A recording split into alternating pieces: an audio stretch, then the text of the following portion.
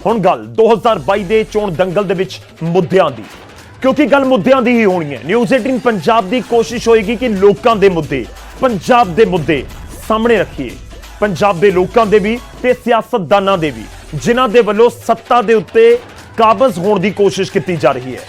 2022 ਦੇ ਚੋਣ ਦੰਗਲ ਦੇ ਵਿੱਚ ਕਈ ਮੁੱਦੇ ਉੱਠ ਰਹੇ ਨੇ, ਪਰ ਇਸ ਵਾਰ ਦਾ ਸਭ ਤੋਂ ਵੱਡਾ ਮੁੱਦਾ ਖੇਤੀ ਕਾਨੂੰਨਾਂ ਦਾ ਹੋਵੇਗਾ। 2022 ਦੀਆਂ ਚੋਣਾਂ ਦੇ ਵਿੱਚ ਖੇਤੀ ਕਾਨੂੰਨਾਂ ਨੂੰ ਰੱਦ ਕਰਨ ਦੀ ਮੰਗ ਨੂੰ ਲੈ ਕੇ ਕਿਸਾਨ ਆਰ-ਪਾਰ ਦੀ ਲੜਾਈ ਲੜ ਰਹੇ ਨੇ, ਦਿੱਲੀ ਦੀਆਂ ਬਰੂਹਾਂ ਦੇ ਉੱਤੇ ਬੈਠੇ ਹੋਏ ਨੇ। ਮੰਨਿਆ ਜਾ ਰਿਹਾ ਹੈ ਕਿ ਚੋਣਾਂ ਦੇ ਵਿੱਚ ਖੇਤੀ ਕਾਨੂੰਨਾਂ ਦਾ ਮੁੱਦਾ ਕਾਫੀ ਹੱਦ ਤੱਕ ਅਸਰ ਪਾ ਸਕਦਾ ਹੈ।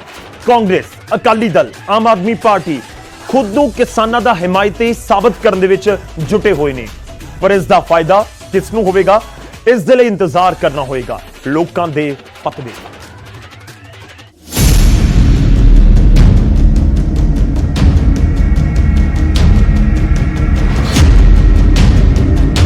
5 ਜੂਨ 2020 ਉਹ ਦਿਨ ਸੀ ਜਦੋਂ ਮੋਦੀ ਸਰਕਾਰ ਨੇ ਖੇਤੀ ਨਾਲ ਸੰਬੰਧਿਤ 3 ਆਰਡੀਨੈਂਸ ਹੋਂਦ ਦੇ ਵਿੱਚ ਲਿਆਂਦੇ ਸਨ। ਇਹਨਾਂ ਦੇ ਵਿਰੋਧ ਵਿੱਚ ਪੰਜਾਬ, ਹਰਿਆਣਾ, ਯੂਪੀ ਦੇ ਸਮੇਤ ਸਾਰੇ ਦੇਸ਼ ਦੇ ਕਿਸਾਨ ਸੜਕਾਂ ਤੇ ਉਤਰ ਆਏ। ਕਿਸਾਨ ਜਿਨ੍ਹਾਂ ਨੂੰ ਕਾਲੇ ਕਾਨੂੰਨ ਕਹਿ ਰਹੇ ਨੇ, ਕੇਂਦਰ ਸਰਕਾਰ ਉਹਨਾਂ ਨੂੰ ਕਿਸਾਨ ਹਤੈਸ਼ੀ ਖੇਤੀ ਕਾਨੂੰਨ ਦੱਸ ਰਹੀ ਹੈ। ਇਹ ਕਿਹੜੇ ਕਾਨੂੰਨ ਨੇ? ਪਹਿਲਾ ਕਾਨੂੰਨ ਹੈ ਕਿਸਾਨ ਉਪਜ ਵਪਾਰ ਤੇ ਵਣਜ ਬਿੱਲ 2020। ਦੂਜਾ ਕਾਨੂੰਨ ਭਰੋਸੇਮੰਦ ਕੀਮਤ ਤੇ ਖੇਤੀਬਾੜੀ ਸੇਵਾਵਾਂ ਬਿੱਲ 2020। ਤੀਜਾ ਕਾਨੂੰਨ ਹੈ ਜ਼ਰੂਰੀ ਵਸਤਾਂ ਸੋਧ ਬਿੱਲ। ਇਹਨਾਂ ਕਾਨੂੰਨਾਂ ਨੂੰ ਲੈ ਕੇ ਕੇਂਦਰ ਦੇ ਆਪਣੇ ਤਰਕ ਨੇ ਤੇ ਕਿਸਾਨਾਂ ਦੇ ਆਪਣੇ ਵਿਚਾਰ ਨੇ। ਕਿਸਾਨ ਉਪਜ ਵਪਾਰ ਵਣਜ ਬਿੱਲ 2020 ਨੂੰ ਲੈ ਕੇ ਕੇਂਦਰ ਸਰਕਾਰ ਦਾ ਤਰਕ ਹੈ ਕਿ ਅਜਿਹਾ ਇਕੋਸਿਸਟਮ ਬਣੇਗਾ ਕਿ ਦੇਸ਼ ਦੇ ਵਿੱਚ ਕਿਸਾਨ ਮਨਚਾਹੀ ਥਾਂ ਤੇ ਫਸਲ ਵੇਚ ਸਕਣਗੇ। ਇੰਟਰਸਟੇਟ ਤੇ ਇੰਟਰਾਸਟੇਟ ਵਪਾਰ ਬਿਨਾਂ ਕਿਸੇ ਅੜਚਨ ਦੇ ਕੀਤਾ ਜਾ ਸਕੇਗਾ। ਇਲੈਕਟ੍ਰੋਨਿਕ ਟ੍ਰੇਡਿੰਗ ਦੇ ਜ਼ਰੀਏ ਕਿਸਾਨ ਆਪਣੀ ਫਸਲ ਵੇਚ ਸਕਣਗੇ, ਜਦਕਿ ਕਿਸਾਨਾਂ ਦਾ ਤਰਕ ਹੈ ਖੇਤੀਬਾੜੀ ਉਪਜ ਮੰਡੀਆਂ ਵਿੱਚੋਂ ਕਿਸਾਨਾਂ ਨੂੰ ਆਪਣੀ ਫਸਲ ਦਾ ਸਹੀ ਮੁੱਲ ਮਿਲਦਾ ਹੈ। ਸੂਬੇ ਮਾਰਕੀਟ ਫੀਸ ਦੇ ਵਜੋਂ ਮਾਲੀਆ ਕਮਾਉਂਦੇ ਨੇ। ਸਰਕਾਰੀ ਮੰਡੀਆਂ ਖਤਮ ਹੋ ਗਈਆਂ ਤਾਂ ਕਿਸਾਨਾਂ ਨੂੰ MSP ਨਹੀਂ ਮਿਲੇਗਾ। ਵਨ ਨੇਸ਼ਨ ਵਨ ਮਾਰਕੀਟ ਨਹੀਂ, ਵਨ ਨੇਸ਼ਨ ਵਨ MSP ਹੋਣਾ ਚਾਹੀਦਾ ਹੈ। ਦੂਜੇ ਕਾਨੂੰਨ ਭਰੋਸੇਮੰਦ ਕੀਮਤ ਤੇ ਖੇਤੀਬਾੜੀ ਸੇਵਾਵਾਂ ਬਿੱਲ ਤੇ ਕੇਂਦਰ ਸਰਕਾਰ ਕਹਿੰਦੀ ਹੈ ਕਿ ਖੇਤੀ ਨਾਲ ਜੁੜਿਆ ਰਿਸਕ ਕਿਸਾਨਾਂ ਦਾ ਨਹੀਂ ਹੋਵੇਗਾ, ਸਗੋਂ ਉਹਨਾਂ ਦੇ ਨਾਲ ਐਗਰੀਮੈਂਟ ਕਰਨ ਵਾਲਿਆਂ ਦਾ ਹੋਵੇਗਾ। ਕੰਟਰੈਕਟ ਫਾਰਮਿੰਗ ਨੂੰ ਨੈਸ਼ਨਲ ਫਰੇਮਵਰਕ ਮਿਲ ਜਾਵੇਗਾ। ਕਿਸਾਨ ਐਗਰੀ ਬਿਜ਼ਨਸ ਕਰਨ ਵਾਲੀਆਂ ਕੰਪਨੀਆਂ ਤੋਂ ਐਗਰੀਮੈਂਟ ਕਰਕੇ ਤੈਅ ਕੀਮਤ ਤੇ ਉਹਨਾਂ ਨੂੰ ਆਪਣੀ ਫਸਲ ਵੇਚ ਸਕਣਗੇ। ਮਾਰਕੀਟਿੰਗ ਦੀ ਲਾਗਤ ਬਚੇਗੀ, ਦਲਾਲ ਖਤਮ ਹੋ ਜਾਣਗੇ, ਕਿਸਾਨਾਂ ਨੂੰ ਫਸਲ ਦਾ ਸਹੀ ਮੁੱਲ ਮਿਲੇਗਾ।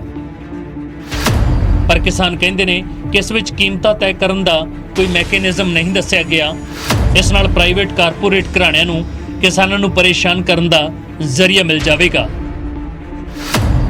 ਜ਼ਰੂਰੀ ਵਸਤਾਂ ਸੋਧ ਬਿੱਲ ਨੂੰ ਲੈ ਕੇ ਕੇਂਦਰ ਸਰਕਾਰ ਦਾ ਪੱਖ ਹੈ ਕਿ ਇਸ ਨਾਲ ਕੋਲਡ ਸਟੋਰੇਜ ਅਤੇ ਫੂਡ ਸਪਲਾਈ ਚੇਨ ਦੇ ਆਧੁਨਿਕੀਕਰਨ ਦੇ ਵਿੱਚ ਮਦਦ ਮਿਲੇਗੀ। ਕਿਸਾਨਾਂ ਦੇ ਨਾਲ ਖਪਤਕਾਰਾਂ ਲਈ ਵੀ ਕੀਮਤਾਂ ਦੀ ਸਥਿਰਤਾ ਬਣਾਈ ਰੱਖਣ ਦੇ ਵਿੱਚ ਮਦਦ ਮਿਲੇਗੀ। ਉਤਪਾਦਨ, ਸਟੋਰੇਜ, ਮੂਵਮੈਂਟ ਅਤੇ ਵੰਡ ਤੇ ਸਰਕਾਰ ਦਾ ਕੰਟਰੋਲ ਖਤਮ ਹੋ ਜਾਵੇਗਾ। ਜੰਗ, ਕੁਦਰਤੀ ਆਫਤਾਂ ਤੇ ਸਧਾਰਨ ਮਹਿੰਗਾਈ ਦੇ ਹਾਲਾਤਾਂ ਦੇ ਵਿੱਚ ਸਰਕਾਰ ਕੀਮਤਾਂ ਨੂੰ ਕੰਟਰੋਲ ਕਰ ਸਕੇਗੀ।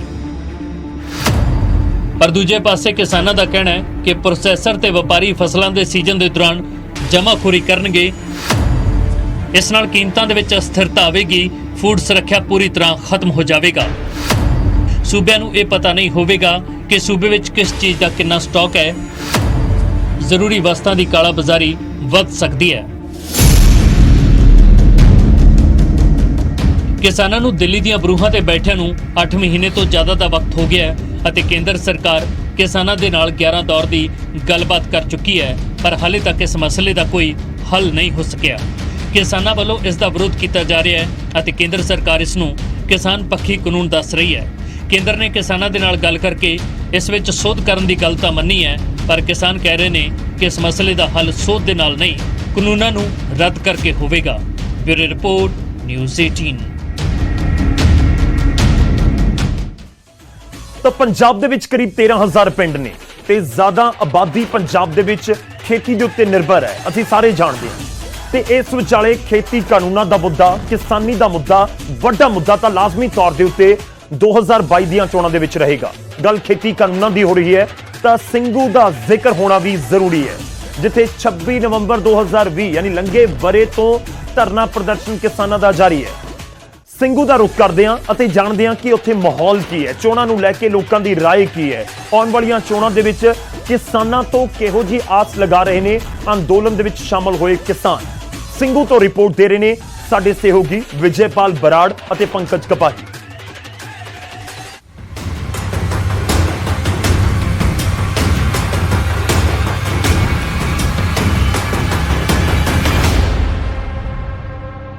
दो 2022 पंजाब विधानसभा चोणों का बिगुल ਵੱਜ चुका है। गल हर पासे किसानी की हो रही है। हरेक सियासी पार्टी संसद तो लैके सड़क तक गल किसानी की कर रही है, लेकिन पिछले 8 महीनों तो किसान की सोच रहा है। किसान तो पिछले 8 महीनों तो दिल्ली दी बरूहां के उत्ते बैठा होया है। सत श्री अकाल जी, मैं पंकज कपाही और मेरे सहयोगी विजयपाल बराड़ अज ग्राउंड जीरो तो ਸਿੰਘੂ बॉर्डर तो तस्वीर दिखावांगे कि किसान के मन की गल की है, किसान की सोच रहा है, क्योंकि नज़र विजय हरेक सियासी पार्टी दी 2022 के मद्देनज़र किसान वोट बैंक ते है। बिल्कुल पंकज, इस वेले सब तो ज़्यादा इंपॉर्टेंट ये है कि पंजाब दे विच 2022 का जिहड़ा चोणां की शुरुआत हो चुकी है, सियासी पार्टियां दे वादियां दा दावियां का दौर शुरू हो चुका है और हर पार्टी का जिहड़ा फोकस है वो वाया किसान अंदोलन होके जाता है, वाया ਸਿੰਘੂ या वाया टिकरी होके जाता है। कोई भी पार्टी अनाउंसमेंट कर दी है तो उस किसानी का जिक्र जरूर है, पर एक्चुअल च किसान किस उम्मीद च बैठे ने, किसानां दे कोल इस वेले रस्ते की बचे ने, राह की बचे ने, की उन्हां दीयां उम्मीदां ने, केंद्र सरकार उन्हां दे पक्ष नूं किस तरीके नाल देख रही है और किसान की सोच रहे हैं। सब तो वड्डी गल है कि की 2022 तो पहलां किसानां दा मसला हल हुंदा है, क्योंकि एक उम्मीद जागदी है जदों इलैक्शन आउंदे आ या इस तरीके का दौर हुंदा है, उदों उम्मीद जागदी है ते उदों ज़्यादा अहम हो जाता है कि किस तरीके नाल इसनूं टैकल किया जाऊगा। और सब तो वड्डी गल कि इस अंदोलन के प्रभाव जिहड़े ने वो की पैणगे 2022 ਦੀਆਂ ਚੋਣਾਂ ते ये कन्फर्म है कि प्रभाव इसका पैना ही पैना है। जिहड़ी भी पार्टी सत्ता दे विच आऊगी वो वाया किसान अंदोलन ही होके आऊगी, पर किस तरीके के असर पैणगे ये किसानां तो जानना बड़ा जरूरी है। उन्हां दे नाल गलबात इसे करके विजय ग्राउंड जीरो ते न्यूज़ 18 की टीम आई है। अज 32 किसान जथेबंदियां जो सरकार ਦੇ ਨਾਲ ਗੱਲਬਾਤ ਕਰਦੀਆਂ, ਉਹਨਾਂ ਦੇ ਨੁਮਾਇੰਦੇ ਬੈਠੇ ਹੋਏ ਆ, 5 ਨੁਮਾਇੰਦੇ ਉਹਨਾਂ ਦੇ ਇੱਥੇ ਬੈਠੇ ਹੋਏ ਆ ਔਰ ਅੱਜ ਸੱਥ ਤੇ ਅੱਜ ਸਿੰਘੂ ਬਾਰਡਰ ਤੇ ਗਰਾਊਂਡ ਜ਼ੀਰੋ ਤੋਂ ਜਾਣਾਂਗੇ ਕਿ 2022 ਨੂੰ ਲੈ ਕੇ ਇਸ ਵੇਲੇ ਸਿੰਘੂ ਬਾਰਡਰ ਤੇ ਬੈਠਾ ਕਿਸਾਨ ਕੀ ਸੋਚ ਰਿਹਾ, ਕਿਉਂਕਿ ਹਰੇਕ ਪਾਰਟੀ ਕਿਸਾਨ ਪੱਖੀ ਹੋਣ ਦਾ ਦਾਅਵਾ ਕਰ ਰਹੀ, ਹਰੇਕ ਪਾਰਟੀ ਕਹਿ ਰਹੀ ਹੈ। ਸੰਸਦ 'ਚ ਅਸੀਂ ਦੇਖ ਰਹੇ ਹਾਂ ਕਿ ਕਿਸ ਤਰੀਕੇ ਦੇ ਨਾਲ ਹਰ ਪਾਰਟੀ ਵਿਰੋਧ ਕਰ ਰਹੀ ਹੈ, ਸੜਕ ਤੇ ਅਸੀਂ ਦੇਖ ਰਹੇ ਹਾਂ ਕਿਸਾਨ ਵਿਰੋਧ ਹਰੇਕ ਪਾਰਟੀ ਦਾ ਕਰ ਰਿਹਾ ਹੈ। ਔਰ ਸਵਾਲ ਇਹ ਵੀ ਉੱਠਦਾ ਹੈ ਕਿ ਕੀ 2022 ਦੀਆਂ ਚੋਣਾਂ ਦੇ ਵਿੱਚ किसान खुद इलैक्शन लड़नगे, क्योंकि एक किसान आगू ने इस गल का जिक्र भी किया। बहुत बड़ा सवाल है इस वेले, क्योंकि जिस तरीके का जिक्र हो गया, जिस तरीके दी चर्चावां हो गई, एक सैक्शन ऐसा जरूर है जिहड़ा सोच रहा है कि किसानां नूं जिहड़ा है डायरैक्ट उस दे विच चोण दे विच उतरना चाहिए, पर जथेबंदियां खुद की सोचदियां ने ज़्यादा बेहतर दस सकते हैं। कोशिश करते हैं इन्हां दे नाल गलबात करन दी। लखोवाल साहब बैठे ने और जथेबंदियां के नुमाइंदे बैठे ने, तो इन्हां तो मैं चाहूँगा कि आप शुरुआत करिए और गलबात। बिल्कुल, क्योंकि 5 लीडर ने जो 32 किसान जथेबंदियां गलबात करदियां और न्यूज़ 18 ते ने, वो ਸਿੰਘੂ ਬਾਰਡਰ ਤੇ ਨੇ, ਉਹਨਾਂ ਨੂੰ 2022 ਨੂੰ ਲੈ ਕੇ ਕੀ ਸੋਚਦੇ ਨੇ। ਤਾਂ ਇਹ ਤਸਵੀਰ, ਇਹ ਪਿਕਚਰ ਗਰਾਊਂਡ ਜ਼ੀਰੋ ਤੇ, ਕਿਉਂਕਿ ਗੱਲ ਹਰ ਕੋਈ ਕਿਸਾਨ ਦੀ ਕਰ ਰਿਹਾ ਹੈ, ਲੇਕਿਨ ਕਿਸਾਨ ਦੇ ਮਨ ਦੇ ਵਿੱਚ ਕੀ ਹੈ ਲੱਖੋਵਾਲ ਹੋਰਾਂ ਤੋਂ ਜਾਣਾਂਗੇ, ਬਾਕੀ ਕਿਸਾਨ ਆਗੂਆਂ ਤੋਂ ਜਾਣਾਂਗੇ। ਲੱਖੋਵਾਲ ਜੀ, ਨਿਊਜ਼ 18 ਤੇ ਬਹੁਤ ਬਹੁਤ ਸਵਾਗਤ ਹੈ ਤੁਹਾਡਾ। ਧੰਨਵਾਦ ਜੀ। ਲੱਖੋਵਾਲ ਜੀ, 2022 ਤੁਸੀਂ ਇੱਥੇ ਪਿਛਲੇ 8 ਮਹੀਨੇ ਤੋਂ ਬੈਠੇ ਹੋ, ਠੰਡ ਹਟਾਈ, गर्मी हंडाई, बरसात में देखी कि चिक्कड़ ना बुरा हाल हो गया, 550 के करीब किसान मर गए। हरेक पार्टी कह रही है कि असी तुहाडे नाल आ। 2022 तो पहला की मसला हल होएगा? ਜਿਆਦਾ ਲੋਕ ਸਰਕਾਰ ਤੋਂ ਬਾਅਦ ਹੁੰਦੇ ਨੇ ਉਦੋਂ ਇਹ ਕਹਿੰਦੇ ਆ ਅਸੀਂ ਸਾਰੇ ਤੁਹਾਡੇ ਦੇ ਨਾਲ ਆ, ਜਿਆਦਾ ਸਰਕਾਰਾਂ ਇਹਨਾਂ ਦੀਆਂ ਆ ਜਾਂਦੀਆਂ ਨੇ ਫਿਰ ਸਾਡੇ ਦੁਸ਼ਮਣ ਬਣ ਜਾਂਦੇ ਨੇ। ਜਦ ਭਾਜਪਾ ਦੀ ਸਰਕਾਰ ਬਣਨੀ ਸੀ, ਰਾਜਨਾਥ ਸਿੰਘ ਜੀ ਸਾਡੇ ਜੰਤਰ ਮੰਤਰ ਸਾਡੀ ਸਟੇਜ ਤੇ ਆ ਕੇ ਬੋਲੇ ਸੀ ਵੀ ਸਵਾਮੀਨਾਥਨ ਕਮਿਸ਼ਨ ਦੀ ਰਿਪੋਰਟ ਅਸੀਂ ਲਾਗੂ ਕਰਾਂਗੇ, ਅਸੀਂ ਤੁਹਾਡੇ ਕਰਜ਼ੇ ਮਾਫ ਕਰਾਂਗੇ। ਅੱਜ ਸਾਰੀਆਂ ਗੱਲਾਂ ਕਰਜ਼ਿਆਂ ਤੋਂ ਵੀ ਅੱਜ ਕਹਿੰਦੇ ਵੀ ਕਰਜ਼ੇ ਨਹੀਂ ਮਾਫ ਹੋ ਸਕਦੇ। ਤੁਸੀਂ ਪਿਛਲੇ ਦਿਨੀ ਬਿਆਨ ਪੜ੍ਹਿਆ ਹੋਣਾ, ਸਵਾਮੀਨਾਥਨ ਜਦ ਇਲੈਕਸ਼ਨ ਤੋਂ ਪਹਿਲਾਂ ਇਹਨਾਂ ਨੇ ਐਫੀਡੇਵਿਟ ਦਿੱਤਾ ਵੀ ਸਵਾਮੀਨਾਥਨ ਰਿਪੋਰਟ ਲਾਗੂ ਹੀ ਨਹੀਂ ਕਰ ਸਕਦੇ। ਜਦ ਦੁਬਾਰਾ ਇਲੈਕਸ਼ਨ ਲੜਨੀ ਸੀ ਫਿਰ ਕਹਿੰਦੇ ਜੀ 2022 'ਚ ਇਹਨਾਂ ਦੀ ਆਮਦਨ ਦੁੱਗਣੀ ਕਰ ਦੇਵਾਂਗੇ। ਸਾਨੂੰ ਤਾਂ ਲੱਗੀ ਨਹੀਂ 2022 ਦੇ ਵਿੱਚ।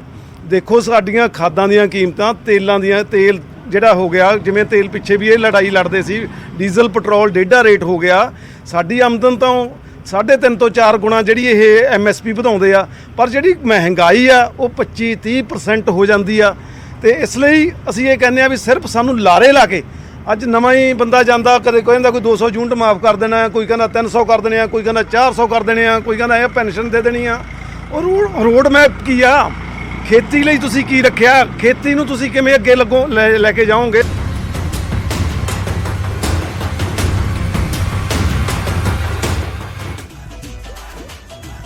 ਤਾਂ ਸਿੰਘੂ ਬਾਰਡਰ ਦੇ ਉੱਤੇ ਕਿਸਾਨ ਇਸ ਸਮੇਂ ਪੰਜਾਬ ਦੀਆਂ ਸਿਆਸੀ ਪਾਰਟੀਆਂ ਨੂੰ ਵੀ ਸਵਾਲ ਕਰ ਰਹੀਆਂ ਨੇ ਕਿ ਆਖਿਰ ਤੁਸੀਂ ਦੱਸੋ ਤੁਹਾਡੇ ਕੋਲ ਰੋਡ ਮੈਪ ਕੀ ਹੈ, ਕਿਉਂਕਿ ਕਿਸਾਨੀ ਦਾ ਮੁੱਦਾ ਤਾਂ ਲਾਜ਼ਮੀ ਤੌਰ ਦੇ ਉੱਤੇ ਵੱਡਾ ਮੁੱਦਾ ਆਉਣ ਵਾਲੀਆਂ ਵਿਧਾਨ ਸਭਾ ਚੋਣਾਂ ਦੇ ਵਿੱਚ ਹੋਏਗਾ। ਅਸੀਂ ਇਸ ਮੈਗਾ ਕਵਰੇਜ ਦੇ ਵਿੱਚ ਇੱਕ ਛੋਟੇ ਜਿਹੇ ਬ੍ਰੇਕ ਦੇ ਲਈ ਰੁਕ ਰਹੇ ਹਾਂ, ਵਾਪਸ ਆਵਾਂਗੇ। ਪੰਜਾਬ ਦੇ ਹੋਰ ਕਿਹੜੇ ਮੁੱਦੇ ਨੇ, ਪੰਜਾਬ ਦੇ ਵਿੱਚ ਕਿਹੜੇ ਵੱਡੇ ਸਿਆਸੀ ਲੀਡਰ ਨੇ ਜਿਨ੍ਹਾਂ ਦੇ ਚਿਹਰਿਆਂ ਦੇ ਉੱਤੇ ਇਸ ਵਾਰ ਚੋਣ ਜੰਗ ਲੜੀ ਜਾਏਗੀ ਸਿਆਸੀ ਪਾਰਟੀਆਂ ਦੇ ਵੱਲੋਂ, ਸਭ ਦਾ ਜ਼ਿਕਰ ਹੋਏਗਾ ਇੱਕ ਨਿੱਕੇ ਜਿਹੇ ਬ੍ਰੇਕ ਤੋਂ ਬਾਅਦ।